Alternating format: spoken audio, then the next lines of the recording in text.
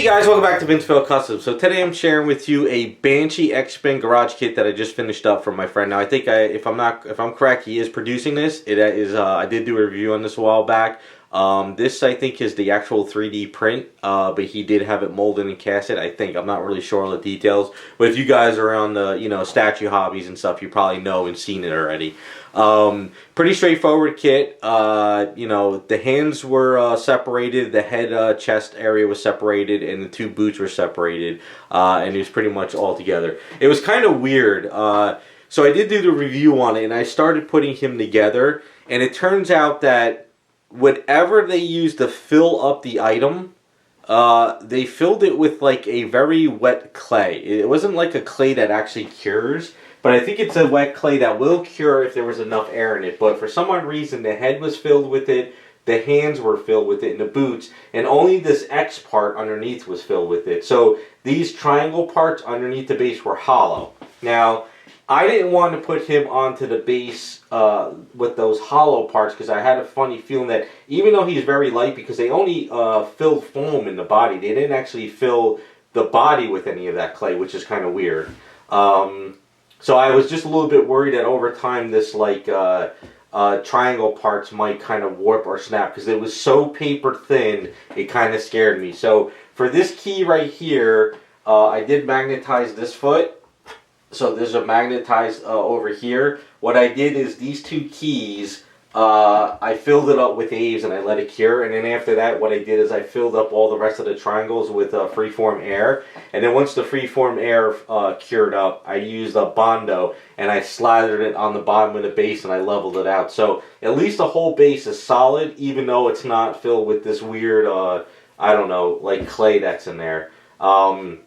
So when I drumbled out these parts right here to like do a rod, what happened was I drumbled into that clay and it was just coming out like, think of it as like sort of a half-dried spackle on the wall, like when you spackle your walls, and when it starts to it's not completely cured, but it's not completely fresh. It's kind of like chalky and wet. So that's kind of what was in there. So what I did is I drumbled out a lot of this area in here, and I filled that in with Aves. So this way when I put these two together, it locks better that way. So that got me a little concerned. But these were hollow up here, but it was filled with foam. So I was able to scrape a lot of that foam out and get some Aves up in these calf muscles to bond these two together. This one right here, I didn't have to really worry about this glove too much because I was able just to kind of put some glue in there and lock it into place. This hand up here, though, I went ahead and did a little bit of an extra piece for my friend because I'm a little bit worried about this. I magnetized this piece here. So I put a magnet in there and I put a magnet in there. So this way we don't have to worry about this snapping because this kind of scares me trying to pack that and stuff. For as far as his head and piece, once I had painted this all up, I just put some glue in there and I locked them into place, so that's pretty much locked there pretty good. So that's pretty much straightforward with that. Now, my friend does give me a lot of crap, and yellow paints are a pain in the ass. I really hate painting yellow, but this worked out okay because yellow and green are okay to paint next to each other, meaning that what I did is I did his wings first, so you can see there's a little bit of like raw sienna type of shading up in there and around there. And then I did the black parts of the wings. And then I masked off the wings and I did the whole body green. Then I did the yellow on top of that green, which was mostly the chest. Now, I used Citadel and P3 formula yellows mixed together. And then I did like shading of raw sienna and oranges. That's why you got that like orangey tint. Because I never do any kind of a brown, any kind of a black, or anything mixed with yellows because it becomes muddy and it looks like absolute crap. So I go, as darkest color I go is like raw sienna. And that's kind of like a yellowish brown. So it works out better. So these yellows go over the green pretty well. Now if he was like a blue outfit, I would have tried to mask off this triangle piece on his chest because putting yellow over blue, even though you put a lot of yellow over it, you'll still get that, you might start getting a green tint coming through. So, but with green though, with yellow going over to green, it works pretty well. It's kind of weird how it works out, but that was pretty straightforward.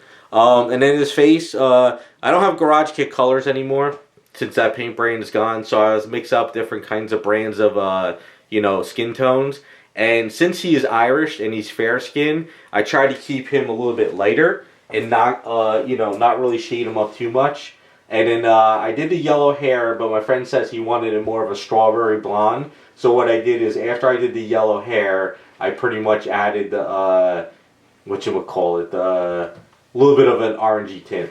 Now the only thing back here is I tried as my best as I could to get this like seamed up as perfect as possible because it was a little bit off, but it works out pretty well. Other than that, pretty straightforward. You know, the greens have a little bit of a brownish shade to it. It may look like the greens have black tint, but it's actually like a brown that's mixed there. It's what I did is I took a bottle of green, I threw some brown in there and mixed it, and then that's what I got. I didn't want to throw blues into the green because I figured he needed to stay more of that old school orangey look. So I didn't want to throw the blues in there to give it like a little bit of an extra pop. I wanted to keep this kind of truer to the old school look to him. Base is basically a Duplicolor Universal Black paint, but what I did is I masked off the X, and then what I did is after I did the black, I masked off the black, and then with the X, that is a Spaztec solid red on top of that. That's pretty much the best solid red I could get for these bases to make it look like that factory you get from like Sideshow and stuff. What I did do is I did tell my friend what he should do is if he's going to keep doing these X-Men characters, he should take the X base from one character and use that X base on every character. You know, like if you're going to have a different sculptor do it, send that X base to that sculptor and he can tweak out the keys for the next character. So this way all your bases are uniform, because every time I see the bases, sometimes they got some really cool like sculpted edges or at the bottom, and then other times it's sculpted different. So I just threw that out there, just saying, you know what, just get one base sculpted and then send that to a client, and then that person can key it for the next character and size it too. So this way every base is kind of the same. But yeah, pretty straightforward. I mean, old school character. I wanted to keep it true to the old school characters. I wanted to make them look Irish and not go too crazy with the yellows. And that is pretty much it. And I guess the last thing is his pipe. So what I did is I hand brushed that and I glossed it up to make it look like an old stained type of a pipe. I tried to get in there to paint some wood grains and stuff, but it really wasn't working too well. So I started doing more washes and things, so that worked out pretty well. And that is pretty much it. So that's the Banshee kit. Let me know what you guys think. Thanks for watching, and we'll be back with some more videos.